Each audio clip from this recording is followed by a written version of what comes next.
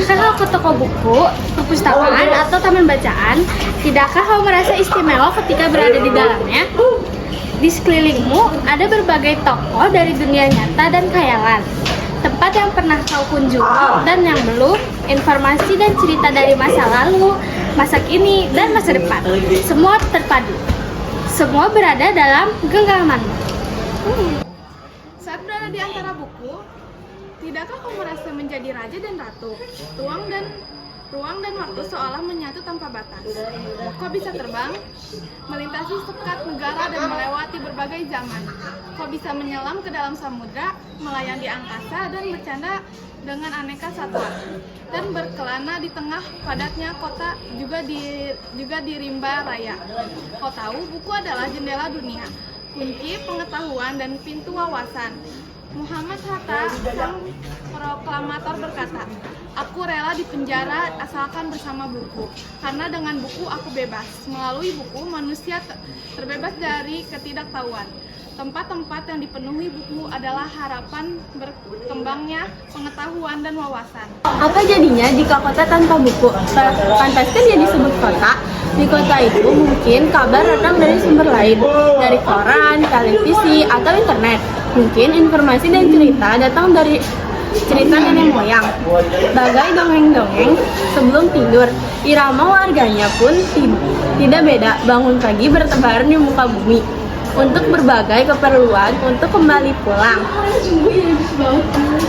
siang atau sore harinya. Setelah itu mereka berangkat tidur dan memulai lagi hari berikutnya. Semua serupa.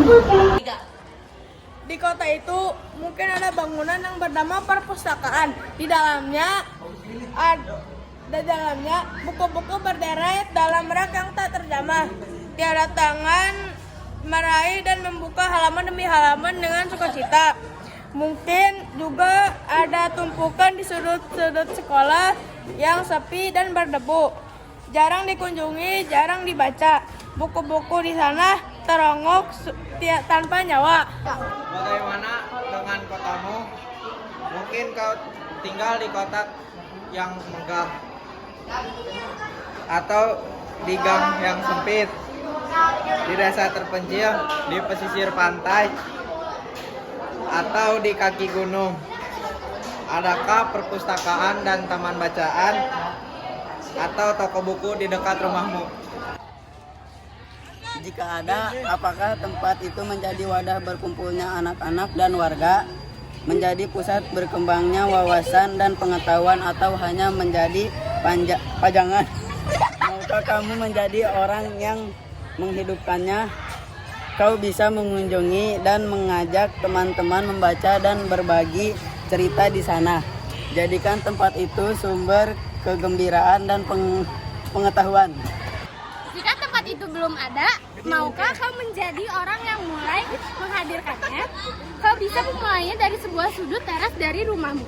Ajak teman-temanmu memulai langkah baru. Jangan biarkan waktu berlalu tanpa buku. Siapapun dirimu, bersamalah dengan buku, dia akan menjadi teman setiamu sepanjang waktu.